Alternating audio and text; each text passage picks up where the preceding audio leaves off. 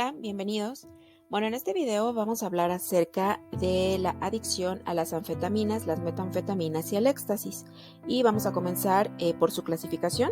Estas se consideran como drogas estimulantes del sistema nervioso central. Su principio activo son la efedrina y la pseudoefedrina.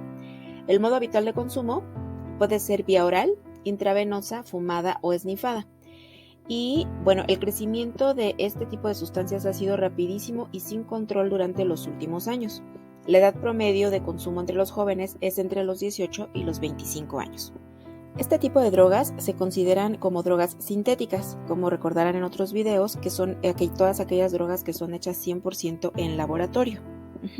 Los precursores a partir de los cuales se sintetizan los estimulantes de tipo anfetamínico son, como lo comentábamos, la efedrina y la pseudoefedrina.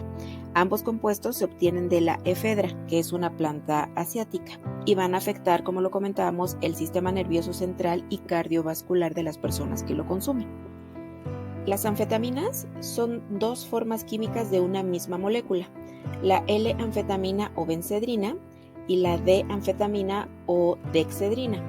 Como recordarán, en videos previos comentamos que las drogas de síntesis comenzaron primero son medicamentos que en un inicio fueron creados para tratar trastornos y después pues obviamente se fueron utilizando como sustancia de consumo. Por ejemplo, la benzedrina se creó para tratar problemas de asma, narcolepsia o el trastorno de déficit de atención, por ejemplo. Bajo un estricto control médico y con dosis precisas, pues estas son un agente terapéutico muy eficaz. El problema viene obviamente cuando hay un exceso de consumo sin prescripción médica, sin supervisión por tiempos prolongados, porque pueden generar alta dependencia. Las anfetaminas se utilizaron principalmente en la Segunda Guerra Mundial para aumentar el rendimiento físico de los pilotos y los soldados en los campos de batalla.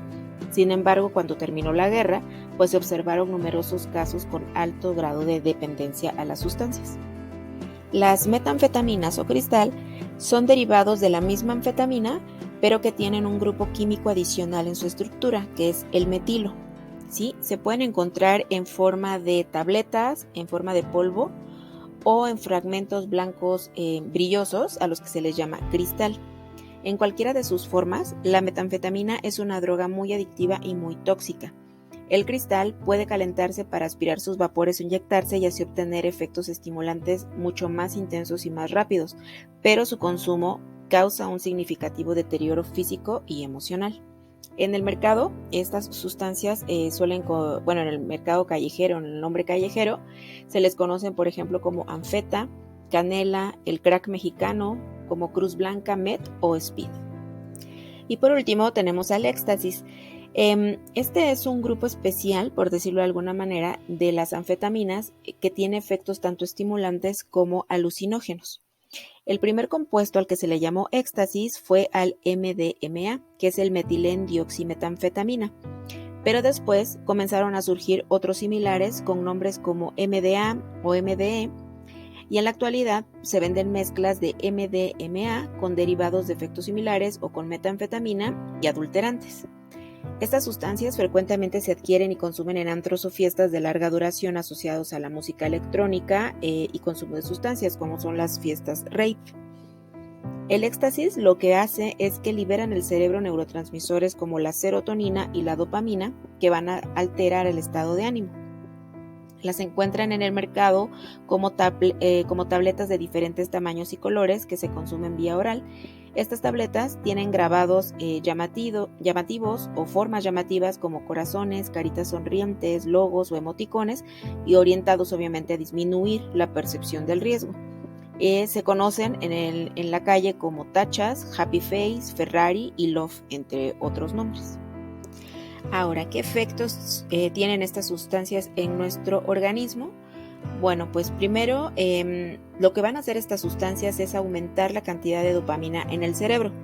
Recordemos que la dopamina es una sustancia química natural que tiene que ver con el estado de ánimo y participa en el movimiento corporal, la motivación y el refuerzo de las conductas que producen satisfacción. Entonces, lo que van a hacer estas sustancias es que van a provocar que la comunicación entre el cerebro y el cuerpo se acelere. Como resultado, la persona en consumo va a estar más alerta y físicamente muy activa. Algunas personas, por ejemplo, utilizan las anfetaminas para mantenerse despiertas por largas jornadas de trabajo o para estudiar para un examen, por ejemplo. Otras la utilizan para mejorar su desempeño deportivo. Por lo tanto, el usar anfetaminas puede causar efectos placenteros, como por ejemplo una alegría desbordante, o sea, una euforia muy grande, o conocida como flash o rush, y una disminución de las inhibiciones, parecido a estar como ebrio. La sensación de que los pensamientos son extremadamente claros, se tiene la sensación de estar más en control de las situaciones, más seguro de sí mismo, se tienen muchas ganas de convivir y de hablar con la gente, se vuelve más sociable, muy alegre, y hay un aumento en la energía. Ahora, la rapidez con la que se sienten los efectos de las anfetaminas van a depender también, como en otras drogas, de la manera en la que se consumen. Por ejemplo, si son fumadas o inyectadas en vena, se le dice que si son disparadas, los efectos, o sea, el rush, va a comenzar de inmediato. Son intensos y duran por algunos minutos. Por ejemplo, si las sustancias son inhaladas, los efectos tardan de 3 a 5 minutos. Son menos intensos que cuando se fuma o se inyecta, pero duran de 15 a 30 minutos, por ejemplo. Y tomadas por vía oral, los efectos van a tardar de 15 a 20 minutos, pero van a durar más que si fueran fumadas, inyectadas o inhaladas, según la cantidad ingerida. Y por ejemplo, el éxtasis va a producir algunos efectos particulares, como alteraciones perceptuales, como veíamos que también tiene una parte alucinógena, entonces se van a percibir diferente los sonidos, las texturas, etcétera, y va a haber una pérdida transitoria de la memoria y rigidez muscular, sobre todo a nivel de las mandíbulas. ¿Y cuáles son los síntomas de una adicción a estas sustancias? Bueno, como lo hemos comentado en otros tipos de adicciones, la primera es que la persona no puede dejar de consumir.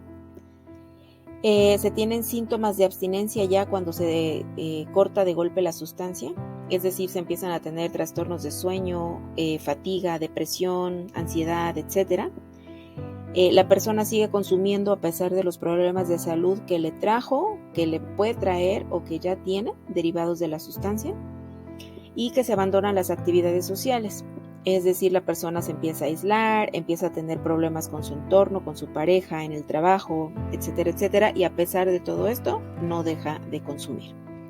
Ahora, los síntomas específicos de este tipo de sustancias que podemos identificar son la pérdida de apetito, la sensación de euforia descontrolada, una inestabilidad en el estado de ánimo, dilatación de pupilas, respiración agitada, irritabilidad y agresividad, aumento de energía y actividad física y una ideación paranoide. Ahora, ¿qué efectos a largo plazo va a traer el consumo de este tipo de sustancias? Bueno, tenemos primero la disminución de apetito, lo cual va a llevar a la persona a una pérdida importante de peso corporal, lesiones en la piel, mayor riesgo de contraer infecciones, pérdida de piezas dentales, esta es una de las principales características de este tipo de drogas, mayor probabilidad de desarrollar trastornos mentales, un alto riesgo de contraer VIH y hepatitis, por ejemplo para las personas que se las inyectan, un deterioro en la capacidad de tomar decisiones, pérdida de autocontrol, pérdida de memoria, riesgo de eventos vasculares cerebrales como derrames o embolias, riesgos de problemas cardiovasculares graves, daños renales y evidentemente, bueno, pues una sobredosis que pueda llevar a la persona a la muerte. Y bueno, por último, el tratamiento de este tipo de sustancias. Pues el tratamiento va a comenzar siempre con reconocer que existe un problema.